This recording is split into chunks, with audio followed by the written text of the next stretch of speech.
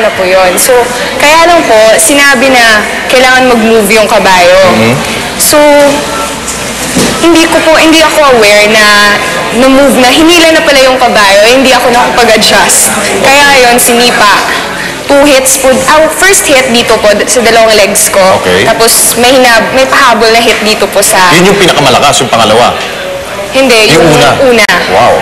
Yun. So, anong reaction mo nung kumilapong ka kagad nung pasipa? Na-shock po ako, nagulat talaga kasi parang unexpected. So, hindi po una masakit. Nung pinakpakan ko na po kasi maraming sand, sumakit po siya, nag-numb. Ang sakit-sakit talaga. Parang ayoko nang sumakay ng kabayo that time.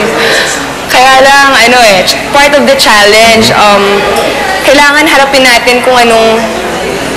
Kasi naman, parang we should face it. Parang it would really happen. Aksidente kasi. So, ayun. Hindi ka ba nagsisisi na sumali ka dito sa contest na ito? Hindi naman. Kasi po naghanap ng challenge. Na-challenge ako. Sobrang challenge. Kaya yun, nasipa. Ngayon, syempre, baka nakikinig yung kabayo sa